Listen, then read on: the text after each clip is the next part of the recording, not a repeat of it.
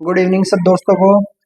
आज हम फिर से वापस बात करने जा रहे हैं फंजाई से, क्योंकि फंजाई हमारा पीछा छोड़ती ही नहीं है जब तक हम तैयारी करते हैं तब तक। तो इसमें क्या कुछ स्पोर्ट्स बनते हैं, कुछ बीजाणु बनते हैं जनन के लिए। एक तो बनते हैं अलैंगिक यानी एसेक्सुअल, और एक बनते हैं लैंगिक यानी सेक्सुअल।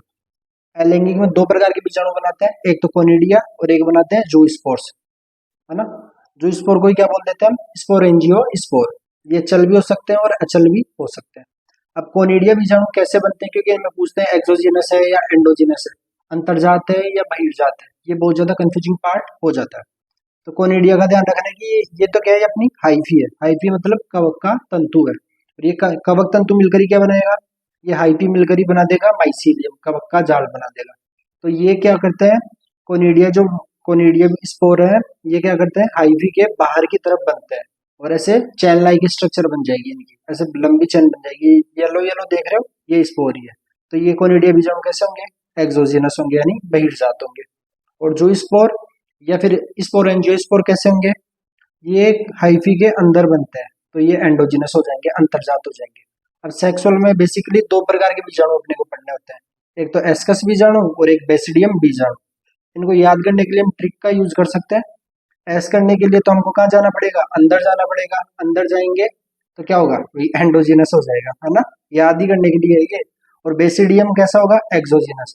अगर बेस बजाएंगे तो उसकी आवाज बाहर तक जाएगी, बाहर तक जाएगी तो वो बहिर्जात हो जाएगा। और एस करने के लिए हम कहाँ जाएंगे भाई, अंदर जाएंगे, अंदर जाएंगे तो एंडोजिनस हो जाएगा। अगर वीडियो अच्छी लगे तो लाइक करो, और बाकी की जो भी वीडियोस है वो आप चेकआउट कर सकते हैं।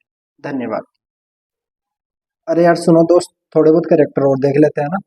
इनके जो क्लासेज है ना, उनके थोड़े बहुत करेक्टर देख लेते हैं। क्लासेज का तो आपको बताया था कि कैसे याद करना है।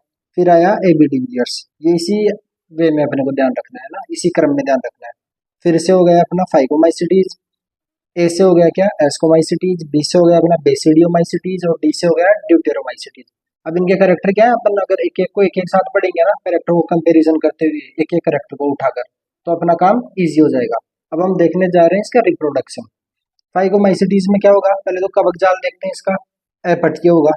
और अपट्य होने का मतलब है कि उसमें जैसे मान लो उसका माइसीलियम है, माइसीलियम में कोई भी उसमें पट नहीं बनेगा। अगर पट नहीं बनेगा तो क्या होगा, उसमें बहुत सारे केंद्र के एक ही जगह दिखाई देंगे, तो वो क्या हो जाएगा, मल्टी न्यूक्लिएटेड यानी बहुकेंद्री सिनोसाइटिक। अब फाइकोमाइसिटीज में कौन कौन से स्पोर बनते हैं, एसेक्सुअल स्पोर तो बनते हैं उसमें, स्पोरेंजियो स्पोर, जो चल भी हो सकते हैं और अचल भी हो सकते हैं, मतलब है ना, मोटाइल भी हो सकते हैं, नॉन मोटाइल भी हो सकते हैं।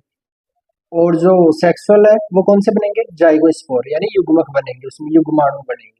ठीक है। अब देखते हैं एस्कोमाइसिटीज में क्या होता है। एस्कोमाइसिटीज में क्या होता है, कवक जाल पटीय होता है, यानी पट में होता है, तो एक केंद्रीय होगा, ज्यादा केंद्र कम उसमें नहीं होंगे, न्यूक्लियस ज्यादा नहीं होंगे, और शाखित होगा। एस्कोमाइसिटीज के बाद में जो तीनों क्लास है ना, दोनों क्लास, उनमें ये ऐसा ही चलेगा, कवक जाल पटीय और शाखित। इसमें जो एसेक्सुअल रिप्रोडक्शन होगा वो कोनिडिया के द्वारा होगा। और अभी हमने देख ही लिया कोनिडिया कैसा होता है, एक्सोजीनस होता है उत्पत्ति में, है ना, बहिर्जात रूप से उत्पन्न होता है। और एस्कस बीजाणु कैसा होता है, एस्कस बीजाणु जो सेक्सुअल रिप्रोडक्शन के लिए काम आता है, इसमें एस्कस बीजाणु वो कैसा होता है, अंतर्जात होता है। अब इनका कवक जाल तो कॉमन ही है, एस्कोमाइसिटीज का, बेसिडियोमाइसिटीज का और ड्यूटेरोमाइसिटीज का। पटीय होगा यानी उसमें पट बने हुए होंगे, सेप्टेट होगा, और ब्रांच्ड होगा यानी शाखित होगा। बेसिडियोमाइसिटीज में क्या होगा, उसमें लैंगिक बीजाणु बेसिडियम बनेगा, और अलैंगिक बीजाणु कोई सा भी नहीं बनेगा। अगर बेसिडियम बन रहा है तो कैसा होगा, बेसिडियम का अपने को पता ही है, बहिर्जात रूप से उत्पन्न होगा, है ना, एक्सोजिनस होगा।